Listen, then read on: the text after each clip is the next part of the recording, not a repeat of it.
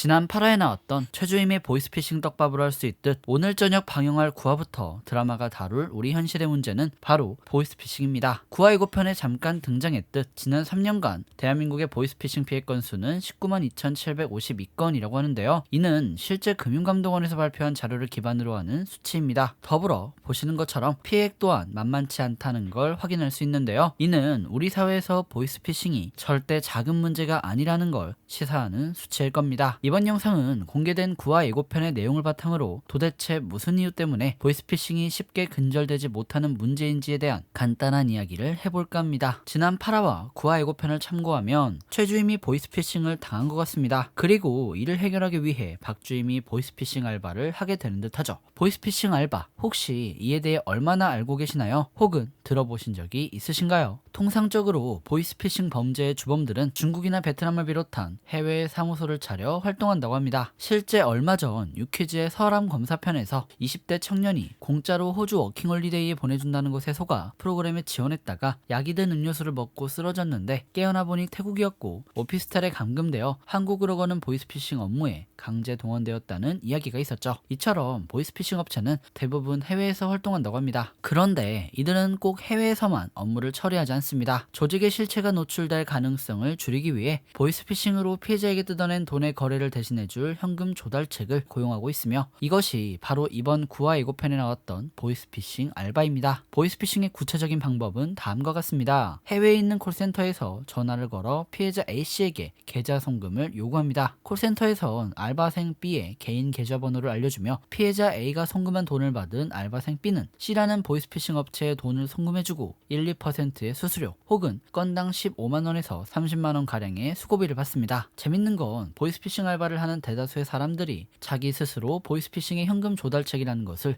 인지하지 못한다는 겁니다. 보이스피싱 조직원들은 여러 알바 사이트를 통해 채권 추심, 채권 회수, 대금 정산 업무 보조, 회계 업무 보조라는 이름으로 알바를 모집하고 있으며, 대다수의 사람들은 자기가 하는 업무를 그저 회계 업무로 알고 있습니다. 본인 계좌로 들어온 돈을 다른 계좌로 송금해주면 되는 간단한 일, 많은 사람들이 너무나도 쉽게 돈을 버는 꿀알바에 빠져 경각심을 잃고 의심할 생각을 못한다고 해요. 알바생들이 자신의 행위가 범죄임을 인지하는 순간은 보이스피싱 피해자가 보이스피싱임을 인지하고 신고하여 수사가 들어갔을 때입니다. 피해자가 사기를 당해 돈을 송금한 계좌는 알바생 개인 계좌이기 때문에 추적이 쉽고, 이렇게 추적되어 적발될 경우 보이스피싱 업체인 줄 모르고 송금책이 되었다고 해도 대부분 사기 방조의 죄로 법의 심판을 받게 된다고 합니다. 9화 예고편에 보이스피싱이 꼬리 자르기를 잘한다는 독일의 대사가 있던데, 이게 바로 이러한 상황을 표현하는 말일 겁니다. 고액알바, 회계 업무 보조라는 이름으로 사람들을 현혹하여 현금 조달책을 운영하는 이들 때문에 진짜 체포되어야 할 해외에 있는 몸통을 뿌리 뽑기 힘들다고 해요. 알바에 참여하는 순간부터 언젠가 꼬리가 잘리고 버려질 예정인 사람이 바로 보이스피싱 알바인 셈이죠. 그나저나 이번 9화 예고편, 마치 설국열차의 메이슨이 떠오르는 여자가 등장합니다. 이거 분명 괜히 등장한 설정은 아닐 텐데요. 설국열차 하면 떠오르는 게 있죠. 바로 꼬리칸과 배신입니다. 아마 이번 에피소드는 설국열차의 스토리 구성에 영향을 받은 듯해요. 설국열차에서 메이슨이 월포드의 오른팔이었던 것처럼 9화 예고편 속 그녀는 실제 보이스피싱 조직의 몸통은 아닐 가능성이 높습니다. 그녀 또한 영화에서처럼 몸통으로부터 버려질 꼬리 같은 신세라고 할 수 있죠. 과연 등장하지 않은 진짜 몸통은 누구일까요? 그리고 분명 김도기가 꼬리 대신 몸통을 잡겠다고 예고편에서 말하던데, 과연 이번에는 어떻게 몸통을 잡고 시원한 사이다를 선사할지 오늘 저녁 9화를 보고 리뷰로 돌아오도록 하겠습니다. 그럼 지금까지 운공이었고요. 영상이 유익하셨다면 구독과 좋아요, 알람 설정 부탁드립니다. 그리고 드라마에 대한 여러분들의 생각을 댓글로 남겨주시면 감사하겠습니다.